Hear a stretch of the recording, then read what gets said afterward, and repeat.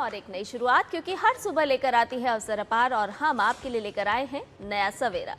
आज की शुरुआत होगी प्रधानमंत्री नरेंद्र मोदी के इंडोनेशिया दौरे से, जहां प्रम्बानन शिव मंदिर संरक्षण परियोजना का शुभारंभ होगा। इसके बाद ऑस्ट्रेलिया यात्रा और कोर्ट पर भी होगी खास नजर। साथ ही साथ देश में मानसून की रफ्तार, पीएमओ की अहम बैठक, अयोध्या राम मंदिर चढ़ावा चोरी मामले की जांच और साथ ही साथ हॉर्मुज स्ट्रेट में बढ़ते तनाव के बीच तेल की कीमतों में आ रहे उछाल पर भी रहेगी हमारी पैनी नजर। साथ ही टेक टॉक, वर्ल्ड वॉच, खेल, सेहत और दिन भर की हर जरूरी अपडेट आपको बताएंगे। नमस्कार, आपके साथ मैं हूं संध्या शर्मा और मेरे साथ है मेरी सहयोगी भावना। चलिए शुरुआत कर लेते हैं नया सवेरा की इस वक्त की अहम सुर्खियों के साथ।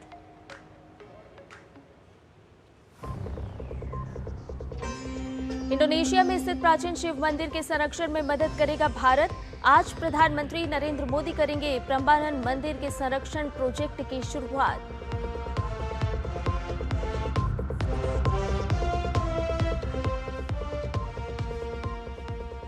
इंडोनेशिया के बाद आज ऑस्ट्रेलिया के लिए रवाना होंगे प्रधानमंत्री मोदी। कोर्ट, साझेदारी समेत आर्थिक संबंधों को भी मिलेगी मजबूती।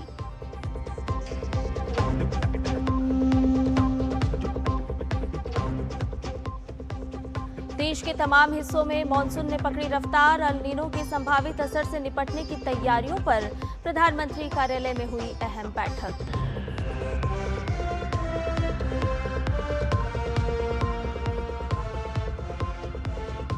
राम मंदिर चढ़ावा चोरी मामले में अयोध्या पुलिस को मिल सकते हैं अहम सुराग। आज 3 गिरफ्तार आरोपियों से कस्टडी में होगी पूछताछ।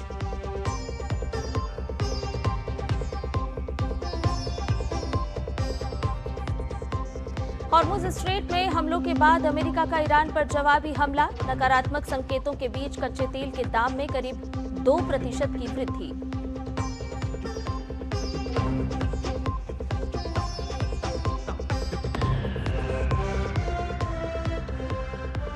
और पहले चूके फिर छाए मेसी। फीफा वर्ल्ड कप में इजिप्ट को 3-2 से हराकर क्वार्टर फाइनल में पहुंचा अर्जेंटीना। स्विट्जरलैंड भी 1954 के बाद पहली बार क्वार्टर फाइनल में।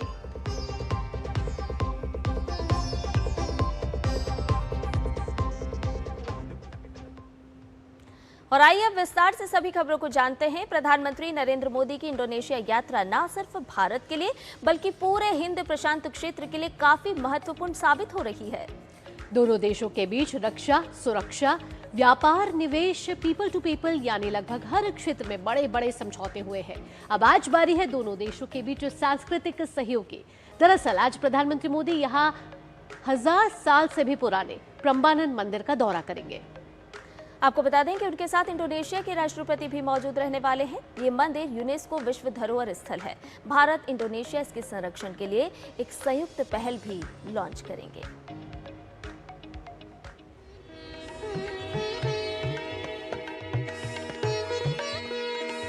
इन पत्थर की दीवारों और बारीक नक्काशियों में आस्था, इतिहास, संस्कृति और बेहतरीन वास्तुकला की कहानियां बिखरी हुई हैं।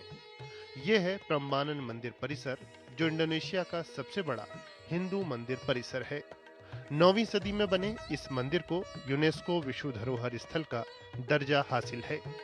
प्रम्बानन का मुख्य परिसर हिंदू त्रिमूर्ति ब्रह्मा, विष्णु और शिव को समर्पित है। इसकी दीवारों पर रामायण के प्रसंगों को दर्शाती हुई सुंदर और बारीक नक्काशी देखने को मिलती है, जो भारत और इंडोनेशिया के बीच सदियों पुराने सांस्कृतिक संबंधों को दिखाती है। सदियों के भूकंप और समय के प्रभाव ने इन धरोहरों पर अपना असर छोड़ा है। यह इस बात की याद दिलाता है कि इस अनमोल सांस्कृतिक विरासत को आने वाली पीढ़ियों के लिए सुरक्षित रखने के लिए लगातार संरक्षण की जरूरत है। प्रधानमंत्री नरेंद्र मोदी की इंडोनेशिया यात्रा के दौरान दोनों देश प्रम्बानन मंदिर परिसर में संरक्षण कार्य पर सहयोग की पहल कर रहे हैं। राष्ट्रपति प्रबोवो के साथ मुझे योग्याकार्ता में प्रम्बानन मंदिर के कंजर्वेशन प्रोजेक्ट को लॉन्च करने का सौभाग्य मिलेगा। 1000 वर्ष से भी अधिक पुराना प्रम्बानन मंदिर भारत और इंडोनेशिया की साझा सांस्कृतिक विरासत का प्रतीक है। ये केवल एक प्राचीन स्मारक को संरक्षित करने की दिशा में उठाया गया कदम नहीं, बल्कि दोनों देशों की साझा प्रतिबद्धता को दिखाता है। प्रतिबद्धता ऐसी सांस्कृतिक विरासत की रक्षा करने की जो लोगों को आपस में जोड़े हुए है। समय बदला, सदियां बीत गई, पर रामायण की यह कथा प्रम्बानन की दीवारों पर आज भी जीवंत है। यही इस परिसर को भारत और इंडोनेशिया के साझा सांस्कृतिक संबंधों का एक अनूठा प्रतीक बनाती है। कैमरा पर्सन कुलदीप और आशीष के साथ Siddharth Bharadwaj, DD news, Indonesia. Indonesia के पर्यटन मंत्री ने कहा है कि प्रधानमंत्री मोदी का ये दौरा दोनों देशों के पर्यटन संबंधों को और मजबूत करेगा। उन्होंने उम्मीद जताई है कि प्रधानमंत्री नरेंद्र मोदी की यात्रा से इंडोनेशिया, खासकर योग्यकर्ता और प्रम्बानन मंदिर की पहचान भारतीय पर्यटकों के बीच और भी बढ़ेगी। तो प्रधानमंत्री नरेंद्र मोदी का इंडोनेशिया दौरा का आज तीसरा दिन। President of Indonesia, and also he's going to visit Prambanan Temple tomorrow, and we will be there tomorrow to accompany the Prime Minister and the President. Indonesia and India has an MOU in tourism since 2000, and this visit is very special. I think it will boost the visibility of Indonesia and Yogyakarta, Prambanan to the Indian community or visitors. And I think this moment is very important for us. और इस समय हमारे साथ हमारे संवाददाता भी जुड़ चुके हैं। सिद्धार्थ भारद्वाज जुड़ रहे हैं योग्यकर्ता मंदिर परिसर से, वहीं आंचल जुड़ रही है जकार्ता से। सबसे पहले सिद्धार्थ का रुख करते हैं। सिद्धार्थ, अगर आज प्रधानमंत्री नरेंद्र मोदी की यात्रा की बात की जाए तो इंडोनेशिया में आज उनका तीसरा और अंतिम दिन है, और आज का दिन भी बेहद खास है क्योंकि अगर दोनों देशों के रिश्तों की बात करते हैं तो सिर्फ वो रिश्ते भू राजनीतिक लिहाज से मापे नहीं जाते, वो रिश्ते मापे जाते हैं सांस्कृतिक लिहाज से भी। और अगर भारत और इंडोनेशिया के रिश्तों की बात करें तो 2000 साल से भी ज्यादा ही पुराने रिश्ते हैं। आज जब इस प्रम्बानन मंदिर के संरक्षण की बात कर रहे हैं तो कैसे सांस्कृतिक लिहाज से दोनों देश और पास आते हुए नजर आ रहे हैं? जी बिल्कुल भावना, आपने बिल्कुल ठीक कहा कि दोनों देश जो है भारत और इंडोनेशिया, उनके संबंध जो है बहुत सारे क्षेत्रों में हैं, लेकिन सांस्कृतिक संबंधों की अगर हम बात करें तो वो बहुत महत्वपूर्ण है और ये बहुत अहम हिस्सा है द्विपक्षीय, जहाँ तक बात है बायलैटरल पार्टनरशिप की, ये संबंध बहुत ही ज़्यादा महत्वपूर्ण है। आज प्रधानमंत्री नरेंद्र मोदी यहाँ प्रम्बानन मंदिर परिसर में आने वाले हैं। सबसे पहले बात करते हैं कि ये कितनी खास यात्रा है प्रधानमंत्री नरेंद्र मोदी की। ये बहुत खास यात्रा है और इसका कारण है कि जो सांस्कृतिक संबंध है दोनों देशों के बीच, जैसे कि आपने बताया, वो बहुत सदियों पुराने संबंध हैं, वो नए संबंध नहीं है। और प्रधानमंत्री नरेंद्र मोदी की ये यात्रा इन सांस्कृतिक संबंधों को और मजबूत करेगी।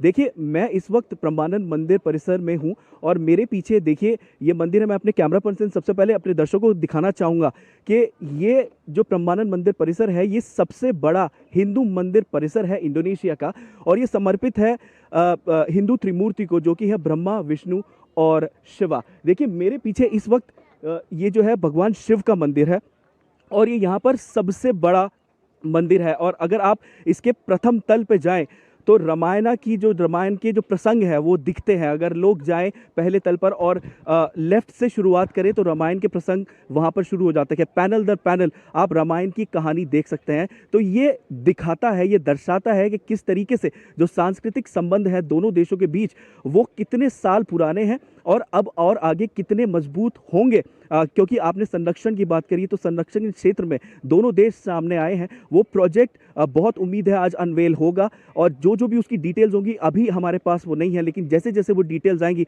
हम आपको बिल्कुल देंगे कि क्या क्या डिटेल्स उस प्रोजेक्ट में है।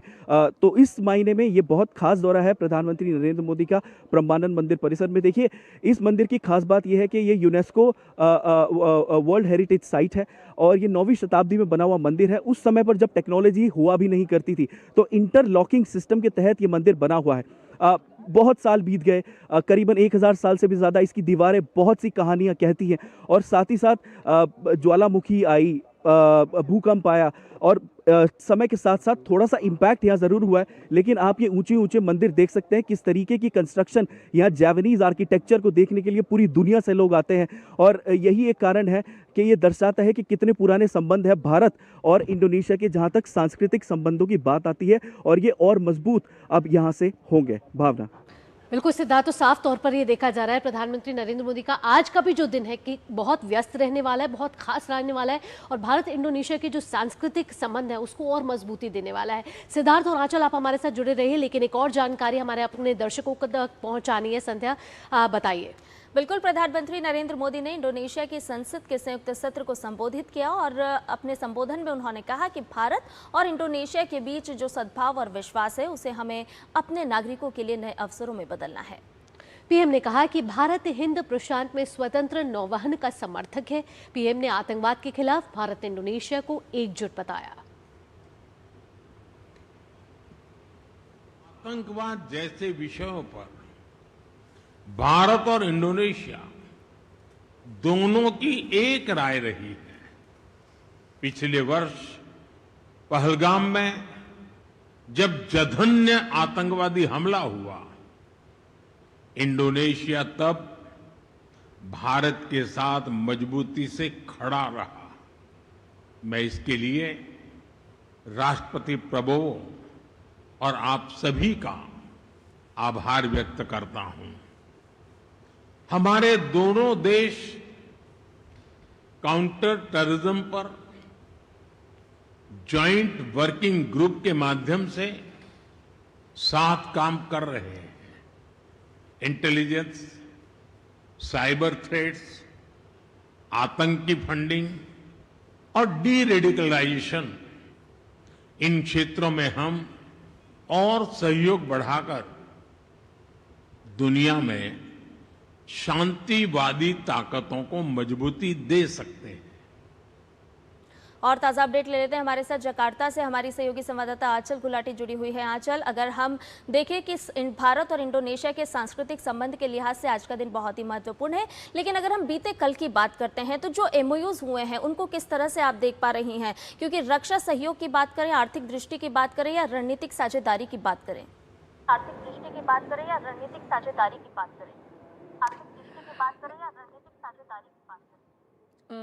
संध्या और भावना की किस तरह से जब हम एमओयूज़ की बात करते हैं तो यहाँ पर हमने देखा कि शिक्षा के साथ साथ रक्षा हो, हम बात करते हैं startup, innovation, science and technology की, हम यहाँ बात कर रहे हैं फूड सिक्योरिटी की, उसके साथ साथ कैसे दोनों देशों को जब हम फ्री ट्रेड मतलब हम खुले, समावेशी और मुक्त व्यापार की प्रधानमंत्री नरेंद्र मोदी का उससे भारत इंडोनेशिया के रिश्तों पर प्रधानमंत्री नरेंद्र मोदी ने कई बड़ी बातें कही हैं, जिसमें रामायण और महाभारत हमारी साझी विरासत का प्रमाण। ये प्रधानमंत्री नरेंद्र मोदी ने इंडोनेशिया संसद के जब संयुक्त सत्र को संबोधित किया तब ये कुछ महत्वपूर्ण बातें भारत और इंडोनेशिया के रिश्तों से निकलती हुई नजर आई, जहां प्रधानमंत्री ने कहा कि Bharat mother of democracy, Indonesia तीसरा सबसे बड़ा लोकतंत्र है। साथ ही दोनों देश ग्लोबल साउथ की बुलंद आवाज है। हमने हमेशा देखा है कि प्रधानमंत्री नरेंद्र मोदी जहां भी जाते हैं ग्लोबल साउथ की आवाज को मुखरता से आगे बढ़ाते हैं। साथ ही यूनाइटेड नेशन सिक्योरिटी काउंसिल में जो रिफॉर्म है अब टाले नहीं जा सकते, ये भी प्रधानमंत्री समय समय पर इस बात को कहते आए हैं।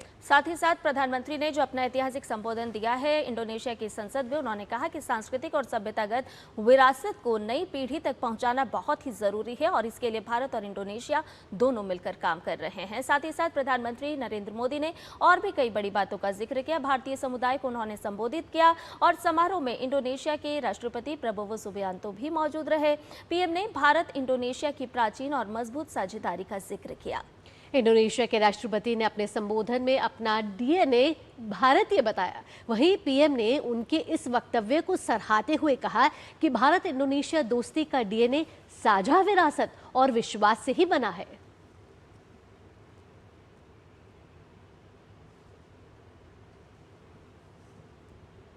और आंचल हमारे साथ लगातार जुड़ी हुई है। आंचल, आप हमें बता रही थी कि कल जिस तरीके से एमओयूज हुए, कितने अलग अलग क्षेत्रों में सहयोग को आगे बढ़ाते हुए दोनों देश अब आपसी सहयोग को और गति देते हुए नजर आ रहे हैं। ऐसे में जिन क्षेत्रों की आप बात कर रही थी उसमें कहीं ना कहीं रक्षा क्षेत्र एक महत्वपूर्ण क्षेत्र है। स्पेस हो, इकोनॉमी हो, व्यापार, ट्रेड, टूरिज्म हो, इसको लेकर कॉम्प्रिहेंसिव स्ट्रैटेजिक पार्टनरशिप जो साल 2018 में जिसको रफ्तार मिली थी, अब उसको इस यात्रा से और गति मिली है। बिल्कुल, जिस तरह से हम बात कर रहे हैं ट्रेड और इन्वेस्टमेंट के लिए, तो ट्रेड और इन्वेस्टमेंट आप कैसे बढ़ाएंगे? जो हमारा यूपीआई सिस्टम है और उनका क्रिस यानी QRIS, उसका इंटीग्रेशन जल्द होगा, जो कैपेसिटी बिल्डिंग के लिए बहुत ज़रूरी होगा और इससे दोनों देशों के व्यापार में बढ़ोतरी होगी, क्योंकि आपका जो पेमेंट सिस्टम है उसको कहीं ना कहीं आसानी के साथ, क्योंकि आपकी करेंसी और उनकी करेंसी के साथ ट्रांजैक्शन करना आसान होगा। हमने बात की रक्षा क्षेत्र की, इंडिजीनियस प्रोडक्शन, यानी कि हम घरेलू स्तर पर जिस तरह से रक्षा विनिर्माण कर रहे हैं वो कैसे रिजिलियंट और कैपेसिटी बिल्डिंग को करता हुआ नजर आएगा, ये हम देख पाएंगे। अब बात करते हैं साइंस, टेक्नोलॉजी और इनोवेशन की। ये दौरा इस पूरे क्षेत्र को एक बूस्टर डोज देता हुआ नजर आया, क्योंकि साइंस, टेक्नोलॉजी, इनोवेशन के लिहाज से आप देखिए कि जो IIM बेंगलुरु है वो यहाँ पर यानी कि इंडोनेशिया में अपना सेंटर खोलेगा। अब इससे होगा, कैसे होगा ये कि जो पूरा आसियान रीजन है, अक्रॉस द आसियान रीजन, जो वहाँ का यूथ है उसे प्रशिक्षण मिलेगा। ये एक्सचेंज यानी कि बहुत से ऐसे बच्चे जो इंडोनेशिया में हैं, जो पढ़ाई करना चाहते हैं, जिनको इंडोनेशिया से बाहर जाना पड़ता था, अब वो इंडोनेशिया में ही पढ़ पाएंगे। उसके साथ साथ हम बात कर रहे हैं फूड सिक्योरिटी की। फूड सिक्योरिटी के लिए जिस तरह से करीबन जो गेहूं, उच्च गुणवत्ता वाले गेहूं के बीज जो देने की बात कही गई है, जब हम बात करते हैं इंडोनेशिया की, उससे फूड सिक्योरिटी प्रोग्राम को भी हम देखें मजबूती मिलती हुई नजर आई। फिर हम बात करते हैं हमारे यहाँ का जो इलेक्शन, जो कमीशन ऑफ इंडिया और इंडोनेशिया का जो इलेक्शन की संस्था है, उनके बीच MOU का जो आउटकम सामने आए, कैसे वो हमारे जो विश्वसनीय पारदर्शी सिस्टम को, उनके इन तरीकों को सीख पाएंगे, उसका हस्तांतरण कितने आसानी से हो पाएगा, ये बहुत इंपॉर्टेंट है। यानी कि चुनावी प्रक्रिया को और पारदर्शी, जवाबदेही और साथ ही साथ अकाउंटेबल बनाने के लिए। अब ये तमाम जो क्षेत्र हैं, ये दोनों देशों के लिए आने वाले सालों में, जब हम आसियान की बात करते हैं, G20 की बात करते हैं, एक रणनीतिक फ्रेमवर्क तो तैयार कर ही रहे हैं। लेकिन जिस तरह से प्रधानमंत्री ने कल अपने कम्युनिटी इवेंट में संबोधन में ये कहा कि मैं चाहता हूँ कि तमाम जो जो यहाँ के बसे हुए भारतीय हैं, वो इंडोनेशियाई लोगों को भारत आने का निमंत्रण दें, उन्हें बताएं कि वो भारत आएँ, वो भारत देखें। भारत देखने का मतलब साफ तौर पर कि कैसे दोनों देश सांस्कृतिक तौर पर और पास आएंगे, जिसका जिक्र अभी सिद्धार्थ भी कर रहे थे। और ये सांस्कृतिक रिश्ता आने वाले सालों में और मजबूत होगा। इसकी तैयारी पिछले सालों से चल रही है और इस बार का ये दौरा इसे और धार देता हुआ और मजबूती देता हुआ नजर आया। समुद्री सुरक्षा से लेकर EV तक बात करें, व्यापार, ट्रेड की बात करें, टूरिज्म की बात करें, सांस्कृतिक रिश्तों की बात करें, इन तमाम क्षेत्रों में भारत और इंडोनेशिया पास आते हुए नजर आ रहे हैं और ये दोस्ती और मजबूत होती हुई नजर आ रही है। फिलहाल आचरण और सिद्धार्थ, तमाम जानकारियों के साथ आपका बहुत बहुत धन्यवाद। और नया सवेरा में फिलहाल रुकने एक छोटे से ब्रेक के लिए जल्द हाजिर होंगे। खाने में मेरी क्वीन के लिए क्या है? किंग मटर पनीर, किंग बैगन भरता, king veg pulao, king palak paneer kofta. ये सब किंग क्यों? क्योंकि ये सब बना है MDH किचन किंग से। का बॉस MDH किचन किंग, असली किचन किंग। MDH मेरी पसंद, मेरी पसंद, मेरी पसंद, मेरी पसंद है,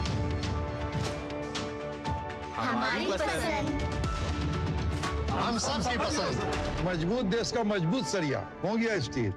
हर जीत की शुरुआत होती है छोटे छोटे कदमों से और हर छोटी तैयारी बदल सकती है पूरा नतीजा। क्योंकि मैदान हो या जिंदगी, छोटी से छोटी तैयारी ही देती है प्रोटेक्शन और प्रोटेक्शन ही देता है भरोसा। जैसे LIC की बीमा लक्ष्मी, एक खास प्लान सिर्फ महिलाओं के लिए, जहां छोटी बचत दे बड़ी सुरक्षा, ताकि जिंदगी के हर मैदान में आप रहें हर पल के लिए रेडी। LIC बीमा लक्ष्मी, रखे हर पल के लिए रेडी।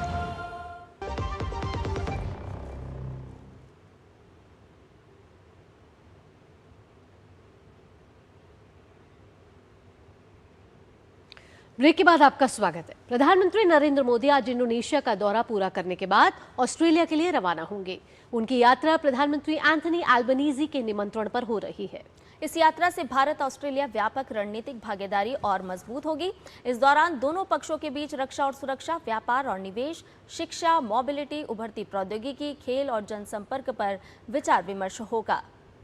इस दौरान भारत अलग अलग क्षेत्रों में सहयोग मजबूत करने पर जोर देगा। ऑस्ट्रेलिया में महासागर और हिंद प्रशांत विजन एक अहम मुद्दा रहेगा। यह दौरा भू राजनीतिक तौर पर भी अहम होगा। ये दो क्वाड साझेदारों के बीच संबंधों को और मजबूत करेगा, जो हिंद प्रशांत में बड़ी भूमिका निभा रहे हैं और लोगों और देशों, खासकर छोटे आइलैंड डेवलपिंग स्टेट्स के लिए नए मौके और खुशहाली लाएगा। तय प्रोटोकॉल से हटकर ऑस्ट्रेलिया की governor general Sam Mostyn PM Modi से मिलने के लिए मेलबर्न जाएंगी, जो हमारे आपसी संबंधों की परिपक्वता को दिखाता है। प्रधानमंत्री सीईओ फोरम को भी संबोधित करेंगे। पीएम एक बड़े सामुदायिक कार्यक्रम को भी संबोधित करने वाले हैं। ऑस्ट्रेलिया में भारतीय समुदाय हमारे द्विपक्षीय संबंध का एक जरूरी स्तंभ बन गया है। अब सभी ऑस्ट्रेलियाई लोगों में भारतीय मूल के लोग लगभग 1 मिलियन है। भारतीय समुदाय ऑस्ट्रेलिया का सबसे तेजी से बढ़ता हुआ डायस्पोरा है। तो हमारे साथ हमारे संवाददाता मेलबर्न से अरुण शर्मा जुड़ गए हैं ज्यादा जानकारी के साथ। अरुण का रुख करते हैं। अरुण, 2 क्वाड साझेदार आज मुलाकात करने वाले हैं। ऐसे में अगर भारत ऑस्ट्रेलिया के रिश्तों की बात करें और जिन और नए क्षेत्रों पर दोनों देश आकर मिलकर आगे बढ़ना चाहते हैं, ऐसे में यह यात्रा कितनी महत्वपूर्ण रहने वाली है? देखिए, मल्टी फैसेटेड रिलेशंस हैं जहाँ तक भारत ऑस्ट्रेलिया की बात की जाए, और तमाम कई सेक्टर्स हैं जिस पर फोकस रहता हुआ दिखाई देगा। लेकिन यहाँ मेलबर्न शहर प्राइमरीली पूरी तरह से तैयार है प्राइम मिनिस्टर मोदी को होस्ट करने के लिए। और ऑस्ट्रेलिया के अंदर प्राइम मिनिस्टर मोदी ये तीसरा उनका दौरा होगा, और इससे पहले वो 2014 में भी प्राइम मिनिस्टर मोदी यहाँ पर मेलबर्न के अंदर आ चुके हैं। और इस बार जब वो मेलबर्न में होंगे तो प्राइम फोकस इस बात पर होगा कि जो 3rd इंडिया ऑस्ट्रेलिया जो लीडर्स समिट है, एनुअल लीडर्स समिट है, इसके अंदर डिफेंस के सहित 3 E's पर फोकस रहने जा रहा है, जिसमें कि एजुकेशन, इकोनॉमी और एनर्जी प्रमुख रहने जा रहे हैं। जहाँ तक हम लोग एजुकेशन की बात कर, हम इस बात को जानते हैं कि ऑस्ट्रेलिया के अंदर लगभग 1.5 लाख के आसपास जो इंडियन स्टूडेंट्स इस समय पर पढ़ते हैं। कई ऑस्ट्रेलियन यूनिवर्सिटीज़ भी भारत के अंदर अपने फिजिकल कैंपसेस खोल रही है। डीकन यूनिवर्सिटी एक बड़ा नाम है, और ऐसे कई और यूनिवर्सिटीज़ को भी एक तरह से अप्रूवल्स हैं जो कि अब फिजिकल अपने कैंपसेस को खोलने जा रहे हैं। तो इससे कि एजुकेशन के मोर्चे पर दोनों देश आगे आते दिखाई देंगे। दूसरा प्रोमिनेंट पॉइंट एनर्जी को लेकर के बहुत प्रोमिनेंटली यहाँ रह सकता है, बिकॉज इंडिया इस समय पर अपनी एनर्जी रिक्वायरमेंट को डाइवर्सिफाई कर रहा है। जहाँ तक ऑस्ट्रेलिया की बात करें, वो 4th लार्जेस्ट यूरेनियम प्रोड्यूसर एक कंट्री है, लगभग 40 के आसपास देशों को सप्लाई करता है। तो जब तक भारत के डाइवर्सिफिकेशन की बात आती है तो हो सकता है कि न्यूक्लियर, सोलर, इन तरह के तमाम नए क्षेत्रों पर यहाँ बातचीत हो सकती है। और सहयोग को आगे बढ़ाते हुए भारत और ऑस्ट्रेलिया कैसे आगे बढ़ेंगे, ये प्रधानमंत्री नरेंद्र मोदी की ऑस्ट्रेलिया यात्रा से पता चलेगा। फिलहाल अरुण, तमाम जानकारियों के साथ आपका बहुत बहुत धन्यवाद। और आइए आगे बढ़ते हैं। अयोध्या राम मंदिर चढ़ावा हेराफेरी मामले में पुलिस ने तीनों आरोपियों को रिमांड पर ले लिया है। कोर्ट ने तीनों आरोपियों को 1 दिन की पुलिस रिमांड पर भेज दिया है। हालांकि अयोध्या पुलिस ने जेल में बंद 3 आरोपियों अनुकल्प मिश्रा, लवकुश मिश्रा और करुणेश पांडे की 7 दिन की पुलिस कस्टडी की मांग की थी। जांच अधिकारी ने कोर्ट को बताया कि जांच को आगे बढ़ाने के लिए तीनों आरोपियों से कस्टडी में पूछताछ जारी है। इससे पहले रविवार को पुलिस की एक टीम ने जेल के अंदर 5 आरोपियों से पूछताछ की थी। उस पूछताछ के दौरान सामने आए तथ्यों के आधार पर पुलिस ने उनकी कस्टडी के लिए कोर्ट में अर्जी दी। बहरहाल ये देखना होगा कि ये तीनों आरोपी पुलिस की कितनी मदद करते हैं। जांच एजेंसी का मानना है कि कस्टडी रिमांड से दान की रकम के कथित गबन, धन के इस्तेमाल और पूरे नेटवर्क से जुड़े अहम तथ्यों का खुलासा हो सकता है। आरोपी अनुकल्प मिश्रा पर दान राशि हेराफेरी का आरोप है, जबकि लवकुश मिश्रा पर रकम प्रबंधन में गड़बड़ी के गंभीर आरोप लगे हैं, जिसकी जांच चल रही है। वहीं तीसरे आरोपी करुणेश पांडे पर साजिश और लेन देन के आरोप हैं। अयोध्या पुलिस अब तीनों आरोपियों की भूमिका की जांच तेजी से कर रही है। उनके धन के इस्तेमाल और नेटवर्क की पड़ताल लगातार जारी है।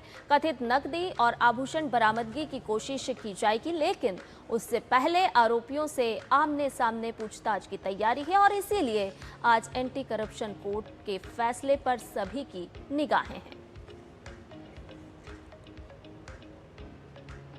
अयोध्या के श्री राम जन्मभूमि मंदिर के दान प्रकरण को लेकर उठे विवाद के बीच श्री राम जन्मभूमि तीर्थ क्षेत्र ट्रस्ट के पूर्व महासचिव चंपत राय ने राम भक्तों के नाम एक खुला पत्र जारी किया है। 6 जुलाई को अयोध्या में जारी इस पत्र में उन्होंने अपने ऊपर लगाए गए आरोपों को निराधार बताते हुए कहा कि पिछले कुछ दिनों में सोशल मीडिया और अन्य माध्यमों पर उनके खिलाफ अनेक प्रकार की चर्चाएं और आरोप लगाए जा रहे हैं। उन्होंने कहा कि अब तक उन्होंने इन आरोपों पर मौन बनाए रखा था। पत्र में चंपत राय ने खुलासा किया कि जुलाई माह की समीक्षा बैठक में एसआईटी की प्रारंभिक जांच रिपोर्ट प्रस्तुत की गई थी। उन्होंने कहा कि रिपोर्ट परम गोपनीय थी, लेकिन इसके बावजूद ये सार्वजनिक हो गई। उन्होंने संकेत दिया कि गोपनीय रिपोर्ट का सार्वजनिक होना भी गंभीर विषय है। चंपत राय ने राम भक्तों से अपील की है कि एसआईटी की अनंतिम यानी कि इंटरिम जांच पूरी होने तक किसी भी निष्कर्ष पर ना पहुंचे। उन्होंने भरोसा दिलाया है कि अनंतिम रिपोर्ट यानी कि इंटरिम रिपोर्ट आने के बाद वह अपने ऊपर लगाए गए हर आरोप का क्रमवार जवाब देंगे और पूरे प्रकरण का सच सभी के सामने आ जाएगा। पत्र में उन्होंने अपने सार्वजनिक जीवन का भी उल्लेख किया है। उन्होंने लिखा है कि साल 1951 में संगठन ने उन्हें अयोध्या भेजा था और पिछले 45 वर्षों के सार्वजनिक जीवन में उनका जीवन हमेशा खुली पुस्तक की तरह रहा है और इसीलिए उन्हें विश्वास है कि अंततः सत्य की ही विजय होगी। चंपत राय ने पत्र के अंत में राम भक्तों से धैर्य बनाए रखने की अपील करते हुए कहा है कि सत्य अंततः सबके सामने आएगा और अंतिम जांच के बाद सभी सवालों का उत्तर दिया जाएगा। आइए अब नया सवेरा में आगे बढ़ते हैं और मौसम से जुड़ी जानकारी तो हम आप तक देते रहते हैं, लेकिन यहाँ भारत सरकार किस तरीके का कदम उठाती हुई नजर आ रही है। संभावित अल नीनो के असर और खरीफ मौसम की तैयारियों को लेकर प्रधानमंत्री कार्यालय ने मंगलवार को उच्च स्तरीय समीक्षा बैठक की। प्रधानमंत्री के प्रधान सचिव डॉक्टर पी.के. मिश्रा की अध्यक्षता में हुई इस बैठक में कृषि, बिजली, स्वास्थ्य, ग्रामीण विकास, आर्थिक मामलों, उपभोक्ता मामलों, जल संसाधन, मौसम विभाग समेत 15 से ज्यादा मंत्रालयों और विभागों के सचिव साथ ही वरिष्ठ अधिकारी शामिल हुए। बैठक में भारतीय मौसम विज्ञान विभाग यानी कि आईएमडी ने मॉनसून की मौजूदा स्थिति और अल नीनो के संभावित प्रभाव की विस्तृत रिपोर्ट यानी कि एक ब्यौरा पेश किया और बताया कि गुजरात, मध्य प्रदेश, छत्तीसगढ़ और महाराष्ट्र में मॉनसून की शुरुआत लगभग 10 दिन देरी से हुई थी, लेकिन 7 जुलाई तक हुई बारिश के बाद देश भर में वर्षा की कमी घटकर -12% यानी कि -12% रह गई है।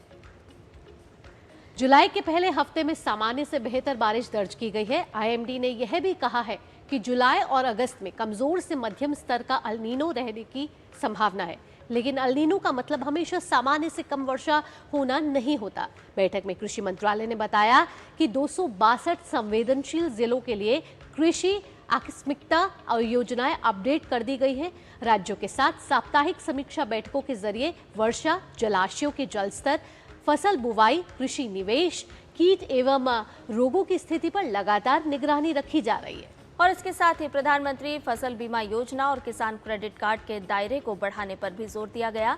प्रधान सचिव ने सभी मंत्रालयों को निर्देश दिए कि वो राज्यों के साथ मिलकर सूक्ष्म स्तर की रणनीति अपनाएं ताकि कृषि और आर्थिक गतिविधियों पर किसी तरह का प्रतिकूल असर ना पड़े। संवेदनशील क्षेत्रों में पीने के पानी, पशुओं के चारे, आवश्यक खाद्य वस्तुओं, उर्वरकों और जलाशयों के बेहतर प्रबंधन को सर्वोच्च प्राथमिकता देने को भी कहा गया है। बैठक में यह भी निर्देश दिया गया है कि गर्मी, उमस और डेंगू जैसी मौसमी चुनौतियों से निपटने के लिए स्वास्थ्य संबंधी एडवाइजरी प्रभावी ढंग से लोगों तक पहुंचाई जाए। साथ ही सभी मंत्रालयों को राज्यों के साथ बेहतर समन्वय बनाकर स्थिति पर लगातार नजर रखने और जरूरत पड़ने पर तत्काल राहत एवं सुधारात्मक कदम उठाने के निर्देश दिए गए हैं।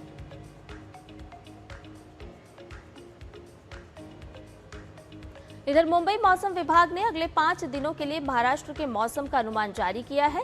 राज्य के अलग अलग हिस्सों में गरज चमक के साथ तूफानी बारिश की चेतावनी दी गई है। मौसम विभाग ने आज के लिए पालघर, नासिक घाट, रायगढ़, रत्नागिरी, कोल्हापुर घाट, बुल्ढाना, अकोला, अमरावती और वर्धा में येलो अलर्ट और पुणे घाट, सतारा घाट इलाकों के लिए बारिश का ऑरेंज अलर्ट जारी किया है। मौसम विभाग ने लोगों से स्थानीय प्रशासन और मौसम विभाग के निर्देशों का पालन करने और जरूरी सावधानी बरतने की अपील की है।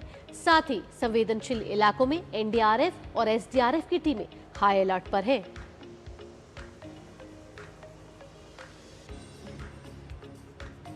मुंबई के बाद अब गुजरात की बात, क्योंकि गुजरात में भी भारी बारिश हो रही है। बारिश से सूरत जिला सबसे ज्यादा प्रभावित हुआ। बाढ़ प्रभावित इलाकों से 2100 लोगों को सुरक्षित स्थानों पर पहुंचाया गया। सूरत जिले की कामरेज तहसील में मंगलवार को शाम 4 बजे तक महज 10 घंटों के भीतर 305 मिलीमीटर बारिश दर्ज की गई। मौसम विभाग के अनुसार पिछले 24 घंटों के दौरान दक्षिण गुजरात क्षेत्र के सूरत में और साथ ही साथ वलसाड़, दादरा और नागर हवेली में कुछ स्थानों पर अत्यंत भारी बारिश हुई है। नवसारी जिले के नवसारी तहसील में 195 मिलीमीटर बारिश हुई, जबकि जलालपुर में 177 मिलीमीटर बारिश दर्ज की गई। नगर निगम आयुक्त ने नागरिकों को मूसलाधार बारिश को देखते हुए जरूरत होने पर ही घरों से बाहर निकलने की सलाह दी है।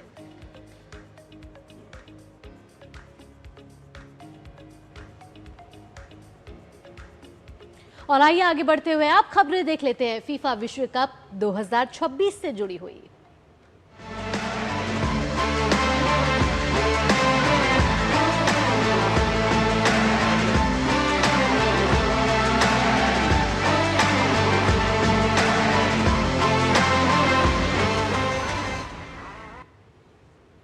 डिफेंडिंग चैंपियन अर्जेंटीना ने मिस्र को 3-2 से हराकर फुटबॉल विश्व कप के क्वार्टर फाइनल में जगह बना ली है। अटलांटा स्टेडियम में खेले गए मुकाबले में अर्जेंटीना 78वें मिनट तक 2-0 से पीछे थी।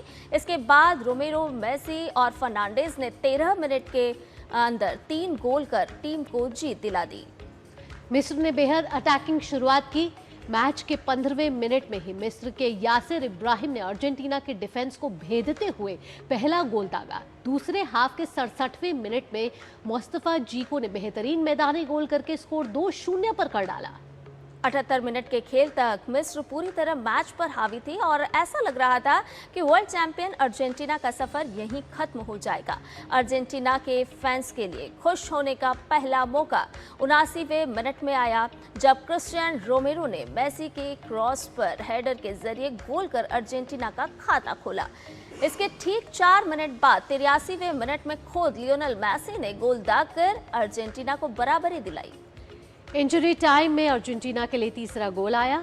92वें मिनट में एंजो फर्नांडिस ने मार्टिनेज के क्रॉस पर हेडर से गेंद को गोल पोस्ट में पहुंचा दिया।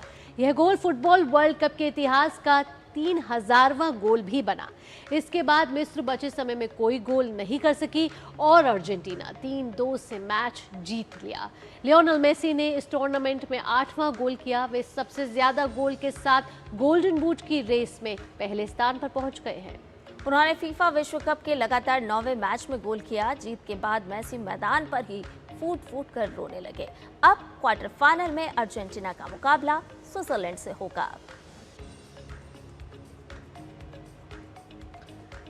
तो यहाँ हमने देखा कि अर्जेंटीना में मेसी का मैजिक चला और मैजिक काफ़ी देर से चला, लेकिन जब चला तो फुटबॉल फैंस के लिए ये दृश्य बहुत भावनात्मक था, क्योंकि एक समय ऐसा लग रहा था कि अर्जेंटीना मिस्र के हाथों हार जाएगी, वर्ल्ड चैंपियन अर्जेंटीना मिस्र के हाथों हार जाएगी। लेकिन यहाँ मेसी का मैजिक चला और अर्जेंटीना ने मिस्र को 3-2 से हरा दिया।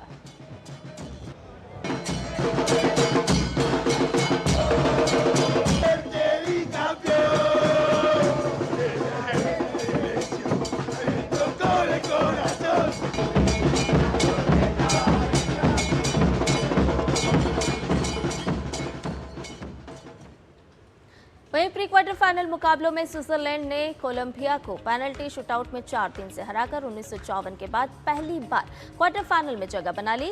वैंकूवर में मंगलवार को खेले गए मुकाबले में निर्धारित 90 मिनट और अतिरिक्त समय तक दोनों टीमें गोल नहीं कर पाईं, जिसके बाद मैच का फैसला पेनल्टी शूटआउट से हुआ। स्विट्जरलैंड ने अपने विश्व कप इतिहास में चौथी बार क्वार्टर फाइनल में प्रवेश किया है। टीम ने अब तक 13 विश्व कप खेले हैं। 21वीं सदी में स्विस टीम लगातार 4 संस्करणों में अंतिम 16 तक पहुंची थी, जिनमें पिछले 3 विश्व कप भी शामिल है। लेकिन इस बार उसने उस बाधा को भी पार करते हुए अंतिम 8 में जगह बना ली है। पेनल्टी शूटआउट में मुकाबला रोमांचक हो गया। कोलंबिया के जॉन लुकोमी का हेडर क्रॉस बार से टकराया, जबकि स्विट्जरलैंड के स्थानापन्न खिलाड़ी जैकी अम्दूनी के शानदार प्रयास को कैमिलो वर्गास ने रोक दिया। इसके बाद रूबेन वर्गास ने निर्णायक पेनल्टी गोल कर स्विट्जरलैंड को क्वार्टर फाइनल का टिकट दिला दिया, जहां उसका सामना मौजूदा चैंपियन अर्जेंटीना से होगा। हमारे साथ इस समय हमारे संवाददाता गौरव कुमार जुड़ चुके हैं। आइए गौरव का रुख करते हैं। गौरव, अगर फीफा वर्ल्ड कप 2026 की बात की जाए और मैच की बात की जाए जिसमें मिस्र और अर्जेंटीना का मैच हुआ, तो सबसे ज़्यादा अगर कोई मैच इमोशनल रहा है तो ये रहा है, क्योंकि पूरी दुनिया भर में मेसी के फैंस हैं और जिस तरीके से अर्जेंटीना को हारते हुए देख रहे थे, लेकिन वो आखिरी के कुछ मिनट में जो मेसी का मैजिक चला और उसके बाद सभी की आंखों में सिर्फ आंसू थे और वो आंसू खुशी के थे। बिल्कुल भावना इसको इस तरह से समझा जा सकता है कि मैसी जब भी अपनी टीम के साथ होते हैं तो टीम को एक भरोसा होता है कि वो उनके साथ हैं, वो उनके कप्तान हैं और अगर वो मौजूद हैं तो फिर किसी भी संकट से वो निकालने के लिए वो तैयार दिखेंगे। तो एक समय ज़रूर ऐसा था, क्योंकि लगभग 13 मिनट ही केवल बचे थे जब मैच खत्म हो जाता और एक बड़ा कहना चाहिए कि एक उलटफेर की तरह से ये सामने होता जब मिस्र अगर अर्जेंटीना को हरा करके अगर क्वार्टर फाइनल में पहुंचती, लेकिन ऐसा हुआ नहीं। और जिस तरह से पहले मेसी ने असिस्ट किया शानदार तरीके से, रोमेरो को पास दिया उन्होंने और वहाँ पे एक गोल देखने को मिला और फिर मेसी ने खुद 83वें मिनट में जिस तरह से जिस अंदाज में गोल किया, वो एक दिखाता है इस टीम की एक यूनिटी को भी दिखाता है। और इस टीम का जो एक कहते हैं ना कि एक जो फुटबॉल का जो मैच है वो केवल एक प्लेयर पे नहीं बल्कि उसका जो पूरी जो टीम है वो एक संगठित रूप से जब मैदान पर उतरती है तो उसका एक बेहतरीन जो नज़ारा था वो कहीं ना कहीं वो देखने को मिला। और जिस तरह से एक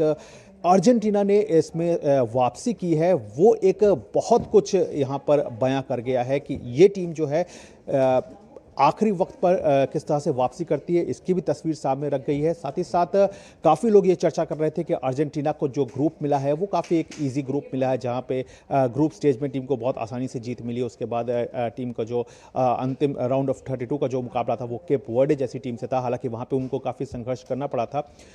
लेकिन फिर इस जो मिस्र के खिलाफ जीत आई है इसने एक बार फिर से साबित किया है कि मेसी जो हैं वो केवल अपने ही खेल पर नहीं बल्कि टीम के लिए कितने उपयोगी साबित हो सकते हैं, टीम के लिए किस सिचुएशन में जाकर के बहुत इंपॉर्टेंट रोल जो है वो प्ले कर सकते हैं, उसको यहाँ पे सामने रखा है। लेकिन यहाँ पे बात मिस्र की भी करनी होगी, क्योंकि जिस तरह से जो कल का ये मुकाबला रहा इसमें हमने एक रेड कार्ड भी देखा, एक डिसअलाउड गोल भी देखा, इसमें पेनल्टी जो थी वो मिस होते हुए भी देखी और आखिरकार एक थ्रिलिंग कमबैक जो था वो भी देखने को मिला। तो पूरा जो कहना चाहिए कि एक फुटबॉल का एक जो गेम का जो एक मसाला होता है वो इस पूरे गेम में नज़र आया। पूरा फैंस को पूरा जो है वो भरपूर मनोरंजन उनका हुआ है।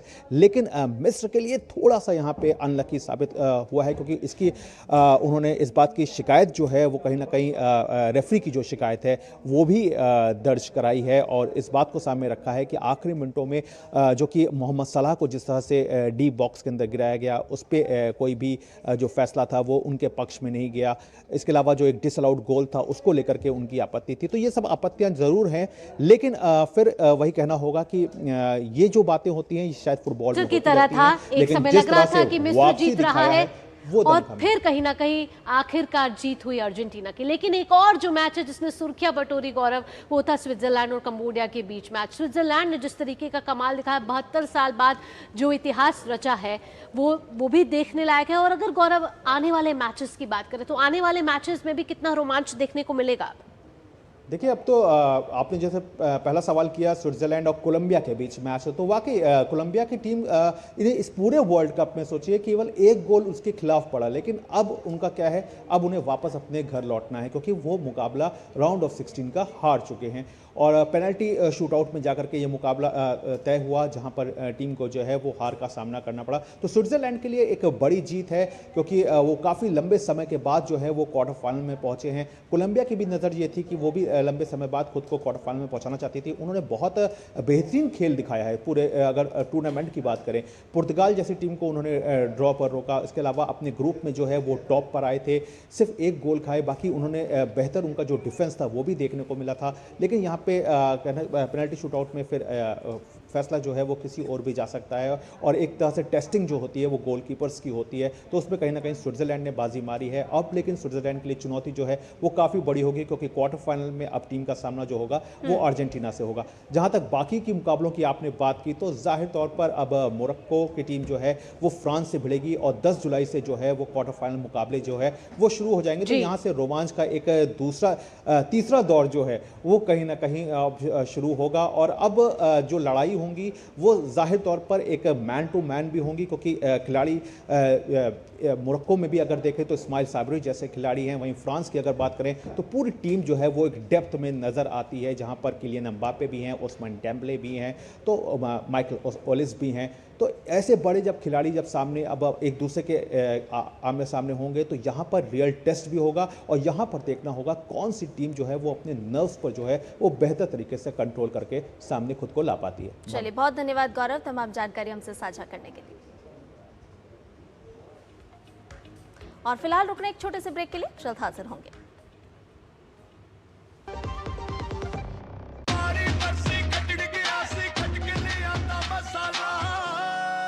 मसाला ओए छोले दा या लोबिए दा, पंजाबी छोले दा या पिंडी चने दा। अब छोलिया हो या लोबिया, पंजाबी छोले या पिंडी चने, सब कुछ मजेदार बने। जब धरती चीर कर निकलता है लोहे का पत्थर और मिलता है मोंगिया के जोश से, फिर तपता है, पिघलता है और बनता है फौलाद।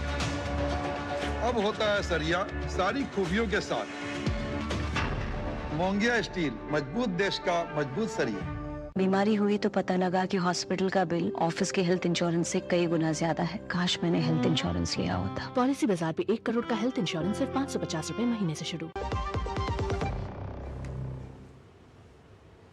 ब्रेक के बाद आपका स्वागत है। आप दिख रहे हैं नया सवेरा और आइए अब अंतर्राष्ट्रीय जगत की खबरों पर नजर डाल लेते हैं। शुरुआती शांति समझौते और अगले दौर की हो रही वार्ता के बावजूद अब अमेरिकी सेना और ईरान के बीच फिर से हमले शुरू हो गए हैं। अमेरिकी सेना ने ईरान के खिलाफ कई हवाई हमले किए हैं। अमेरिकी सेंट्रल कमांड ने मंगलवार को सोशल मीडिया पर एक पोस्ट में ये जानकारी दी कि ये हमले स्ट्रेट ऑफ हॉर्मुज से गुजर रहे 3 कमर्शियल जहाजों पर ईरान द्वारा किए गए हमलों के जवाब में किए गए हैं। उन्होंने कहा कि ईरान का दिखाया गया आक्रामक रवैया गैर जरूरी और खतरनाक था और यह युद्ध विराम का साफ उल्लंघन था। साथ ही अमेरिका ने मंगलवार को ईरानी तेल पर फिर से बैन भी लगा दिया और हॉर्मुज स्ट्रेट में जहाजों पर हमले के अंजाम भुगतने की चेतावनी भी ईरान को दे डाली। ईरान पर अमेरिकी हमलों की पुष्टि खुद ईरान ने भी कर दी है। ईरानी मीडिया ने कैशम द्वीप पर 6 धमाके, सिरिक शहर में 7 धमाके और बंदर अब्बास के बड़े बंदरगाह शहर में भी कई धमाकों की आवाज़ सुनाई देने की बात कही है। वहीं ईरान ने अमेरिका द्वारा लगाए तेल बैन का भी विरोध जताया है। ईरान का कहना है कि अमेरिका ने तेल बैन को फिर से लगाकर अंतरिम युद्ध विराम समझौता किया है। मंत्रालय ने साफ कहा कि ईरान अपने हितों और राष्ट्रीय सुरक्षा की रक्षा के लिए जो भी जरूरी समझेगा वो करेगा। वहीं पश्चिमी एशिया में फिर से बड़े इस तनाव के बाद क्रूड ऑयल की कीमतों में लगभग 2.5% की वृद्धि हुई है।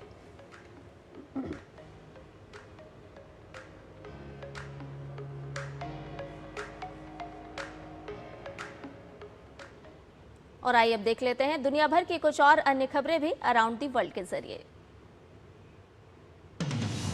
तुर्की के इस्तांबुल में नेटो शिखर सम्मेलन के पहले दिन प्रदर्शनकारियों ने तकसीम स्क्वायर से बेसिकटास तक मार्च करते हुए नेटो और अमेरिका के खिलाफ नारे लगाए। इसी बीच अंकारा में नेटो नेताओं ने अरबों डॉलर के हथियार सौदों की घोषणा की और यूरोप की सुरक्षा पर एकजुटता दिखाने की कोशिश की।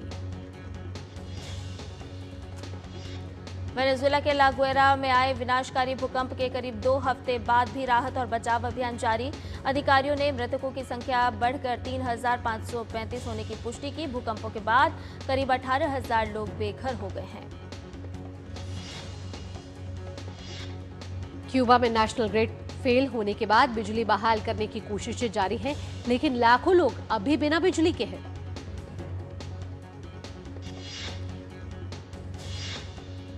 युगांडा ने इबोला के प्रकोप से जूझ रहे कांगो में मेडिकल एक्सपर्ट्स तैनात करने और नए इलाज केंद्र बनाने का ऐलान किया।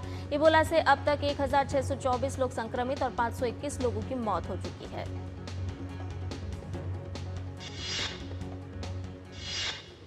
आगे बढ़ते हुए अब बात कर लेते हैं मनी मंत्र की। मनी मंत्र में आज बात करेंगे हेल्थ इंश्योरेंस की। आखिरकार क्लेम रिजेक्ट होने पर क्या करना चाहिए और सबसे पहले बीमा कंपनी में आपको शिकायत करनी चाहिए।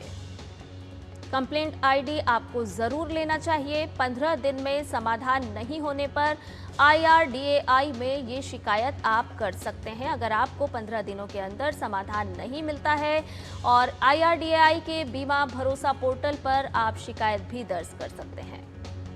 साथ ही आपको बता दें कि IRDAI का टोल फ्री नंबर भी आप नोट डाउन कर सकते हैं 155-255 या फिर 1800-4254-732। इसके साथ आप ईमेल भी कर सकते हैं। ईमेल करने का भी विकल्प आपके पास है।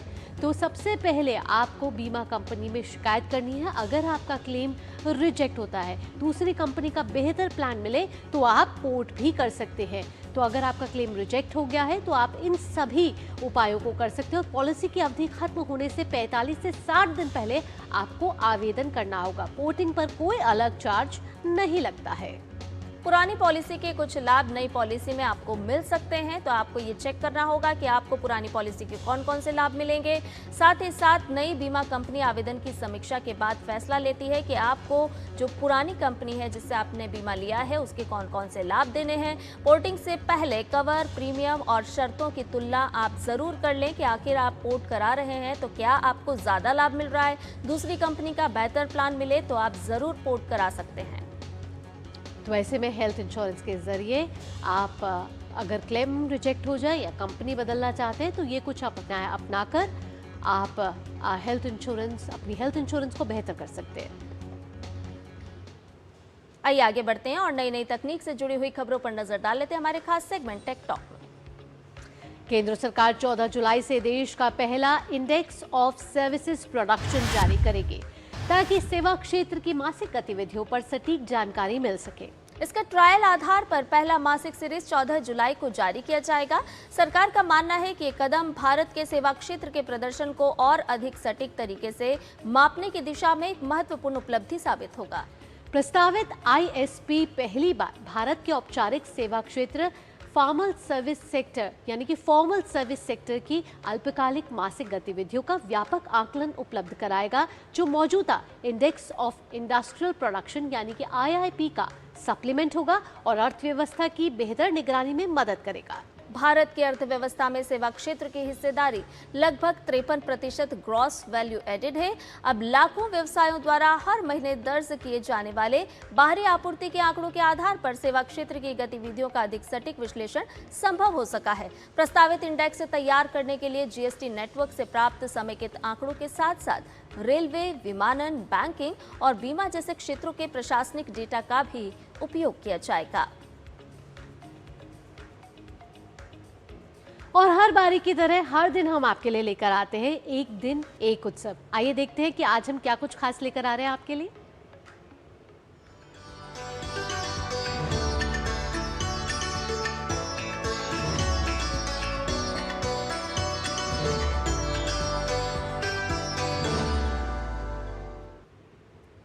बिहार के जमुई जिले और झारखंड की सीमा पर स्थित ऐतिहासिक सरौन काली धाम एक बार फिर श्रद्धा के रंगों से सराबोर है।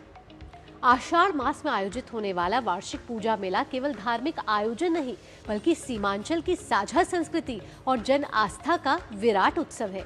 देखिए मां काली की आराधना से जुड़ी यह विशेष प्रस्तुति।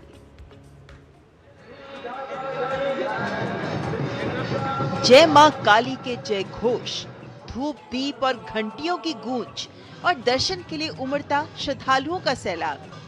सरौन काली धाम का वातावरण कुछ ऐसा ही दिखाई देता है। लोक मान्यता है कि लगभग 250 वर्ष पहले यहाँ धरती फटी और माँ काली की दिव्य पिंडी प्रकट हुई। सबसे पहले ठाकुर प्रहलाद सिंह ने माता के इस स्वरूप की पूजा अर्चना आरंभ की। तभी से ये धाम लाखों श्रद्धालुओं की आस्था का प्रमुख केंद्र बन गया। आषाढ़ मास में आयोजित होने वाले इस वार्षिक मेले में बिहार, झारखंड, पश्चिम बंगाल और ओडिशा से बड़ी संख्या में श्रद्धालु पहुंचते हैं। मान्यता है कि मां काली सच्चे मन से की गई हर प्रार्थना स्वीकार करती हैं। अपनी मनोकामना पूर्ण होने पर श्रद्धालु यहां मुंडन संस्कार और पारंपरिक भेंट अर्पित करते हैं। हर वर्ष लाखों श्रद्धालुओं की उपस्थिति इस धाम के प्रति अटूट विश्वास की गवाही देती है। मंदिर परिसर में स्थित विशाल वट वृक्ष भी श्रद्धालुओं की आस्था का केंद्र है। विशेष पूजा के दौरान इसकी छाया में बैठकर भक्त दुर्गा सप्तशती का पाठ करते हैं। स्थानीय किसानों का विश्वास है कि धान की रोपाई से पहले मां की आराधना करने से अच्छी वर्षा, भरपूर फसल और समृद्धि का आशीर्वाद मिलता है। यही कारण है कि ये मेला धर्म के साथ साथ कृषि संस्कृति से भी गहराई से जुड़ा हुआ है। सरोन काली का ये वार्षिक मेला केवल एक धार्मिक आयोजन नहीं, बल्कि शक्ति, श्रद्धा और लोक विश्वास का ऐसा उत्सव है जहां पीढ़ियों से चली आ रही परंपराएं आज भी पूरी आस्था के साथ निभाई जाती हैं और यही विश्वास हर वर्ष लाखों श्रद्धालुओं को मां के दरबार तक खींच लाता है। Bureau report, DD news. और कृषि जगत में क्या है खास, आइए जान लेते हैं। बात होगी नर्मदा परियोजना की, जिसका कृषि क्षेत्र को बड़ा फायदा मुमकिन है और गृह मंत्री अमित शाह की अध्यक्षता में महाराष्ट्र, मध्य प्रदेश, गुजरात और राजस्थान के मुख्यमंत्रियों की एक अहम बैठक में नर्मदा परियोजना को लेकर एक ऐतिहासिक सहमति बनी है।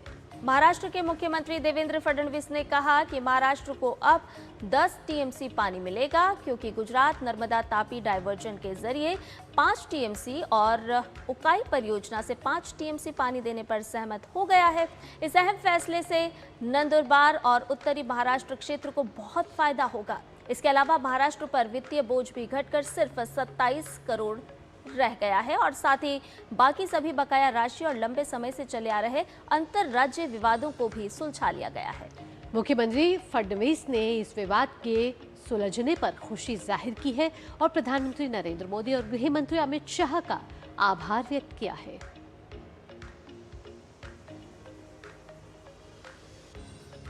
और नया सवेरा में अब जान लेते हैं मौसम का हाल। ग्राफिक के जरिए आपको बताते हैं अधिकतम और न्यूनतम तापमान।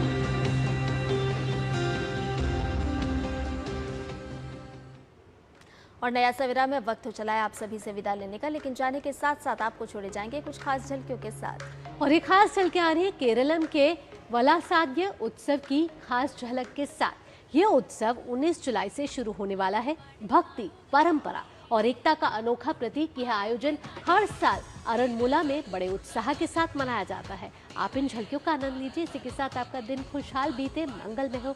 मुझे, संध्या और नया सवेरा की पूरी टीम को दीजिए अनुमति। नमस्कार।